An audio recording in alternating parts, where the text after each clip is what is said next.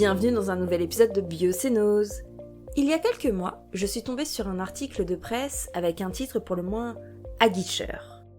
Les souris administrent les premiers secours à leurs amis. Elles tentent même de ramener les morts à la vie. Autant vous dire que ça n'a pas manqué de piquer ma curiosité. Et je me suis rendu compte que je ne m'étais jamais vraiment posé la question de comment le vivant réagit face à la mort. Alors ce mois-ci, je vous propose un voyage sur les rives du Styx de nos souris de laboratoire. Enfilez vos bottes virtuelles, je vous emmène.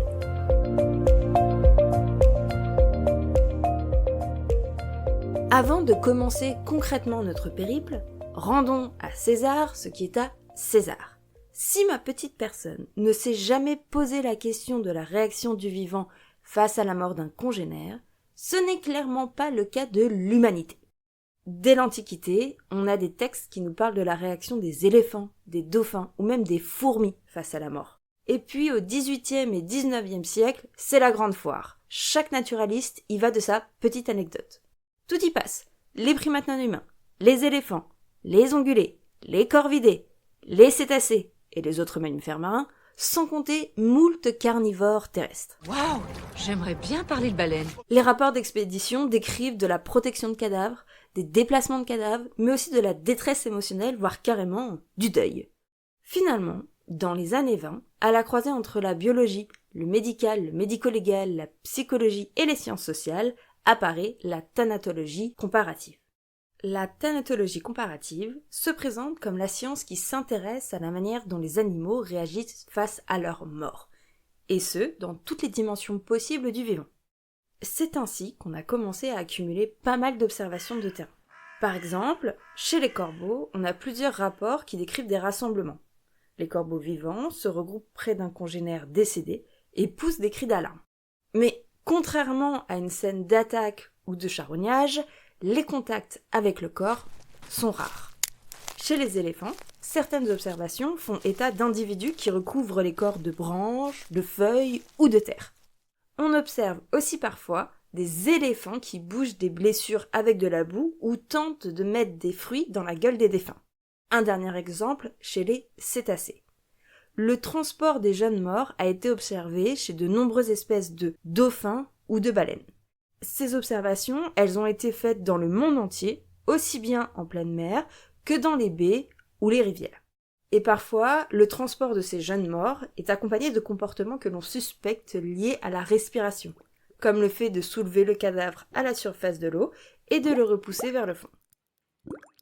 Bon, il est possible que tout ce que je vous ai raconté ne vous soit pas totalement inconnu. Après tout, on s'est penché sur ces questions dès l'Antiquité, si ce n'est bien avant. Par contre, comment la souris réagit, peut-être que vous n'en savez rien. Et en même temps, il n'y aurait rien d'étonnant, parce qu'on l'a découvert qu'en février 2025. Et pourtant, c'est pas faute de scruter la bête sous toutes les coutures depuis des dizaines d'années.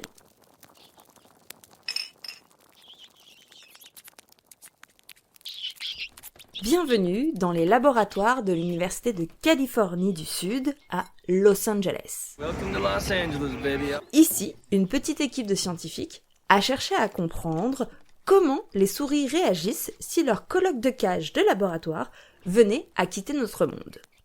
Pour commencer, ils ont filmé les réactions d'une vingtaine de souris face à un colocataire, soit sous anesthésie générale, et du coup, qui ne réagissait pas du tout, soit sans anesthésie, donc évidemment en pleine possession de ses moyens et bien actif.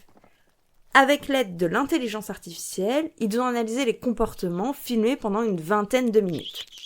Tout d'abord, ils ont montré que les souris passaient pratiquement 10 minutes sur les 20 à interagir avec la souris endormie, contre à peine plus d'1 minute d'interaction quand ils sont face à une souris éveillée. Ensuite, ils ont réussi à classer ces interactions en 3 types. Premier type, le reniflement de différentes parties du corps. Deuxième type, des contacts physiques, plutôt doux, comme du toilettage. Troisième type, des contacts physiques, plus violents et principalement centrés sur la tête de la souris sous anesthésie. Et toutes ces interactions, elles ne sont pas faites dans n'importe quel ordre. L'équipe a montré qu'au début, c'est principalement du reniflement et du toilettage. Puis, plus le temps passe, plus ces interactions douces diminuent à la faveur des interactions plus virulentes, centrées sur la tête. Pour obtenir ces premiers résultats, ils ont placé les souris endormies directement dans la cage. Mais si on sort du laboratoire, il y a quand même peu de chances qu'une souris inconsciente apparaisse comme par magie dans le nid. Abracadabra. Donc, comment ça se passe si les souris s'endorment petit à petit dans la cage? Et quand je dis s'endorment petit à petit, ça veut dire succombent petit à petit à l'anesthésie. C'est pas simplement je vais piquer une sieste. Notre équipe de scientifiques a découvert que si au début la coloc éveillée ne fait que renifler, au fur et à mesure que l'anesthésie fait effet, elle passe de plus en plus de temps à faire du toilettage. Mais une fois que la souris est totalement inconsciente, on commence à observer les fameux contacts violents au niveau de la tête, qui d'ailleurs augmentent en intensité plus la durée d'inconscience augmente. Maintenant, la question est-ce que ce comportement est réversible? Est-ce que si la souris revient à elle, ces contacts violents cessent? Et la réponse est oui. Lorsqu'on réveille la souris, ces contacts violents au niveau de la tête cessent, avec une reprise des interactions de toilettage et de reniflement. Puis, plus le temps passe, plus le toilettage diminue jusqu'à pratiquement disparaître. Je sais pas vous, mais je trouve ça fou. Fou! Mais d'un frustrant... Enfin, je veux dire... pardon, mais...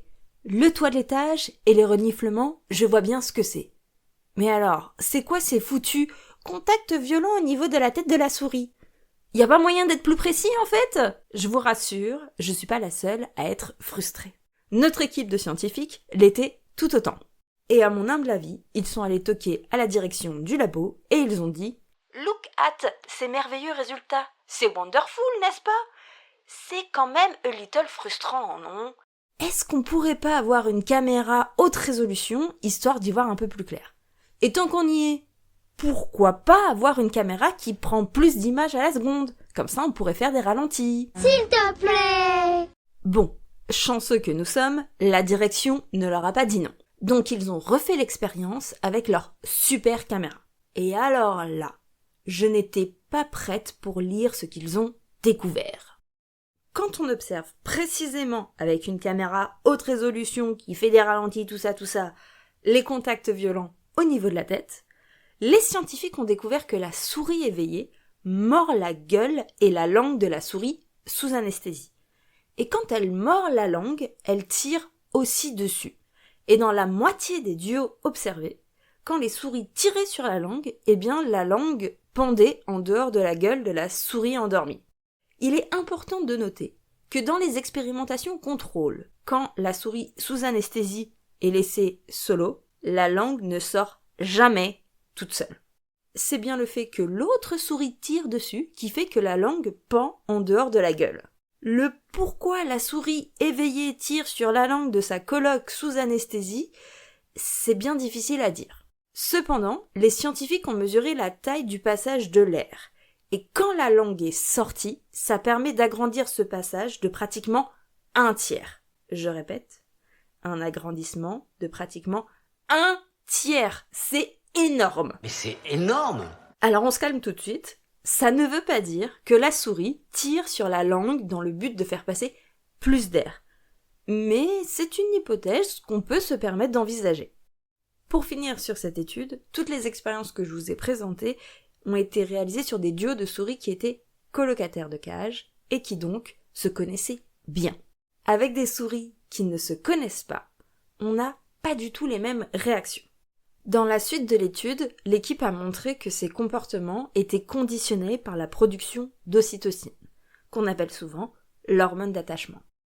Ils ont montré que si on désactive la production d'ocytocine, on réduit drastiquement ces interactions, notamment de toilettage et les contacts plus violents, comme le tirage de langue.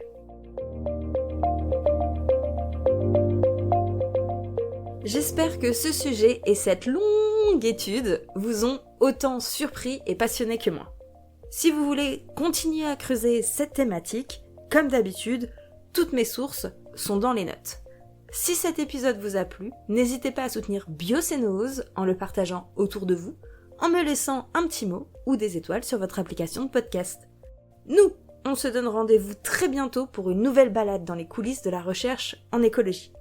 D'ici là, si vous avez 2 petites minutes dans votre journée, arrêtez-vous, ouvrez les yeux, ouvrez les oreilles, observez la diversité d'êtres vivants qui vous entourent. À bientôt!